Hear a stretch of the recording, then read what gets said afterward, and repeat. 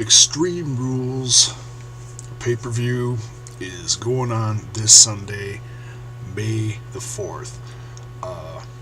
Star Wars Day. May the 4th. No, I'm not going to tie those in two together. Extreme Rules 2014 this Sunday. This video is going to be a predictions preview video, and it's also going to talk a little bit about the Go Home Raw, tonight's Raw, before the pay-per-view. Pretty solid Raw. I'm not going to go through everything that happened on the show. It's going to basically just go through the matches and stuff that happened on Raw that ties in with it. To go through the card, first of all, actually, before I start doing that,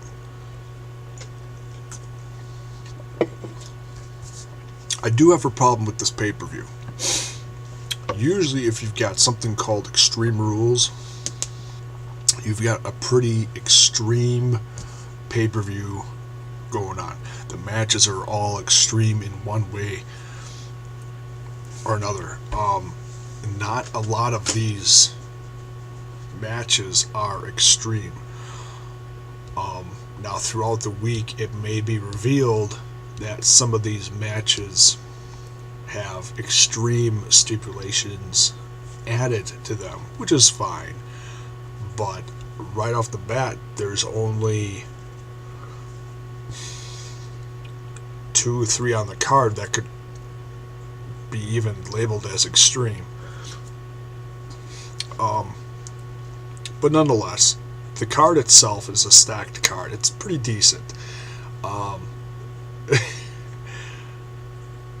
The recent change that was made was, I guess, the Usos are not going to be on. Hi, Shadow. The Usos are not going to be on the pre-show. I don't know if that's because Jay's leg is banged up too much, or if he's got something pulled, strained, bruised, something. I don't know. So they had him defend on Monday night, get a title defense out of the way, and let him rest until after the pay-per-view, which is probably smart.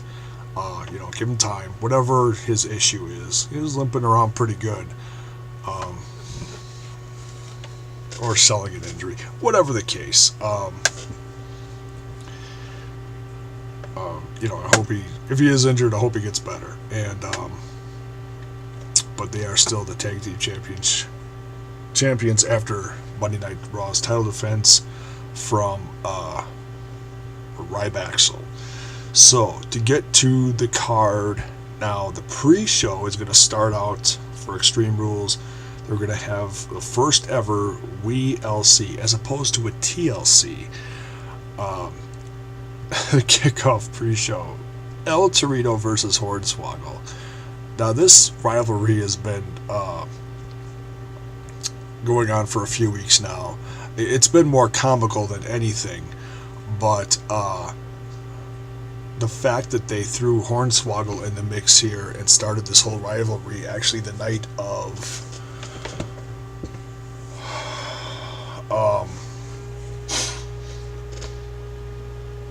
the Hall of Fame, and they started running around on stage, and then Lawler got the low blow. It's been nothing but comical, which is okay. To throw a little humor in there with the matches, can't be all serious and chaos. And freaking Heath Slater even got a win tonight in the tag match. Unbelievable.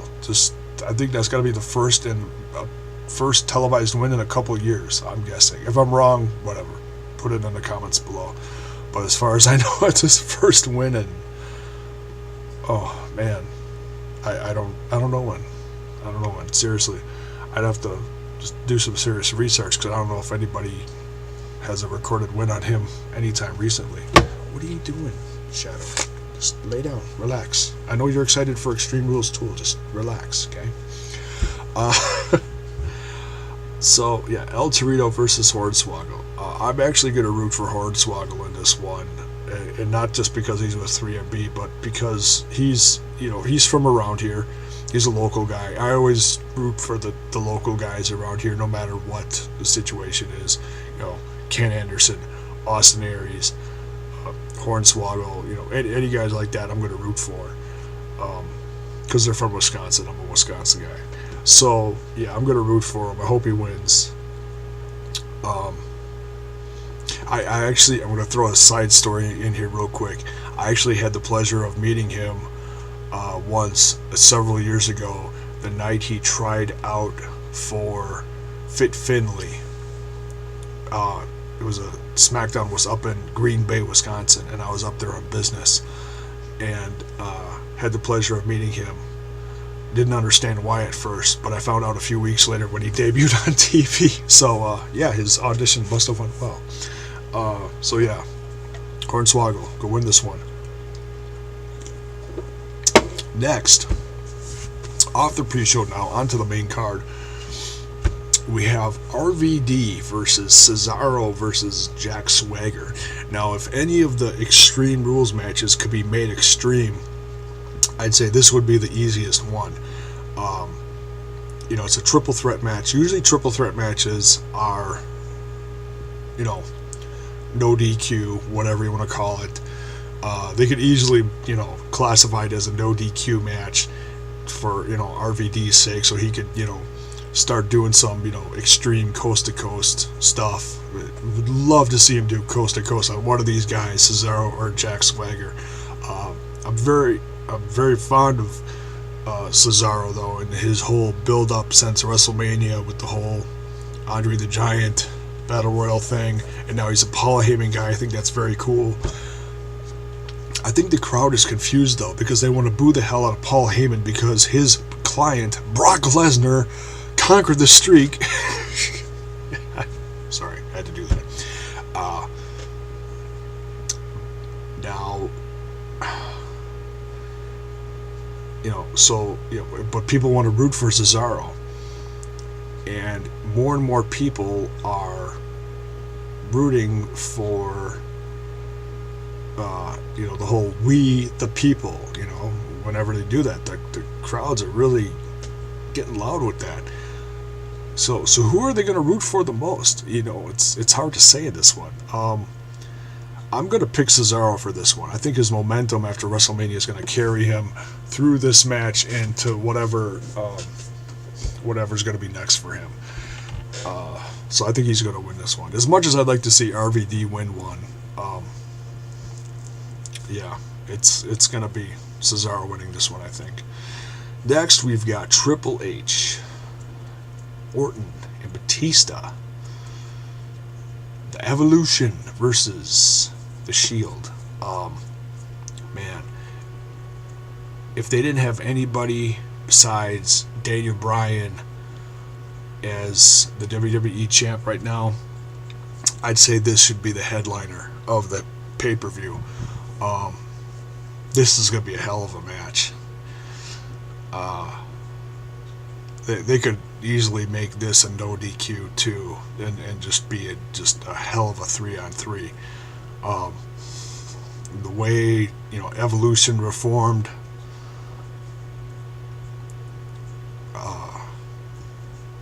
and now this week on Monday Night Raw, Flair came out and endorsed the Shield. He didn't straight up come out and say that. It was kind of confusing how he did it.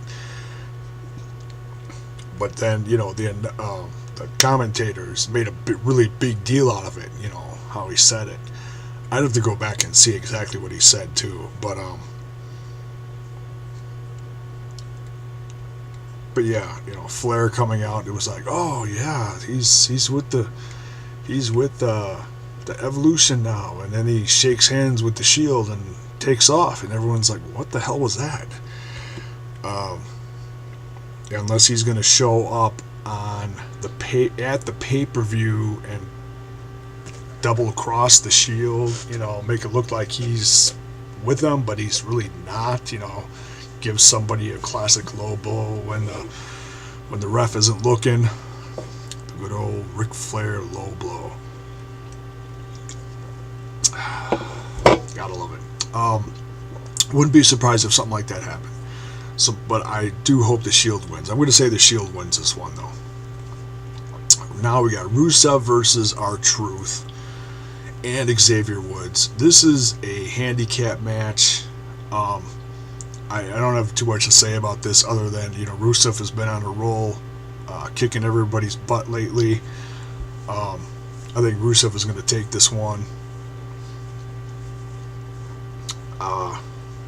Enough said about that one, pretty much.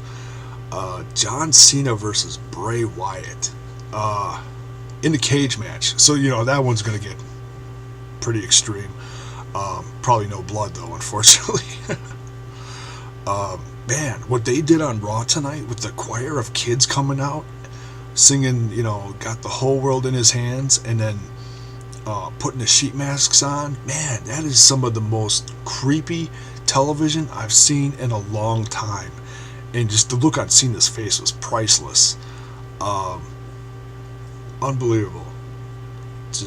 And I honestly, I was rooting for Bray Wyatt at WrestleMania.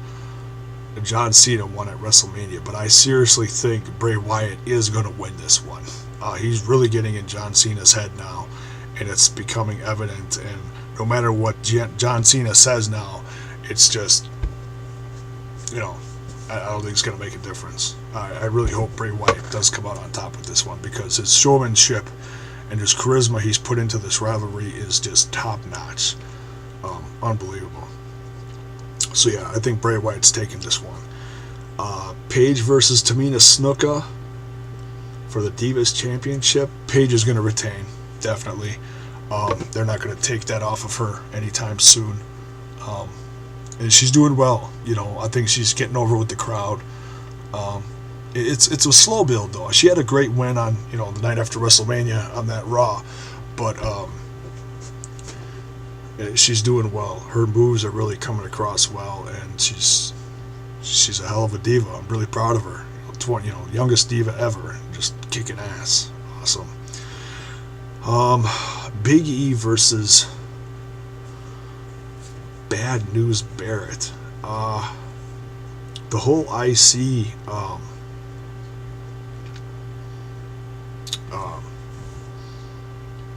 matches leading up to the pay-per-view with everybody, the gauntlet. That was cool.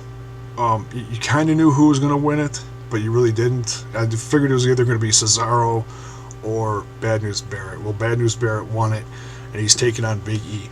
I think Bad News Barrett is actually going to take it away from Big E. They've been, between the promos and just his in-ring work, he's been pretty dominant.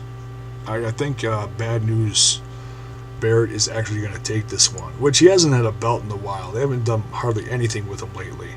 So, yeah, it's about time. He's annoying as hell, but whatever. Yeah, you see it. I see a new IC champ this Sunday at Extreme Rules. Daniel Bryan versus Kane. Unfortunately, they haven't. Well, they've done a good job with this rivalry and the return of the Devil's favorite demon. Daniel Bryan's gone through just hell since WrestleMania, though. Losing his dad, and he went from such a high, getting married to Brie, and then such a low. His dad died. So he's been off television. Well, not as often as you think he would be off, but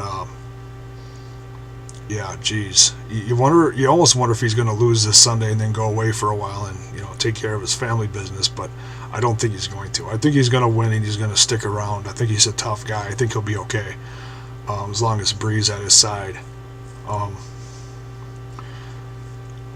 Although this is Kane's last run, I think he's going to be leaving within the next year. Who knows? But I think Daniel Bryan will retain this Sunday. I'll be rooting for him. He's been putting on a hell of a fight lately. So those are my predictions. Thanks for watching, guys.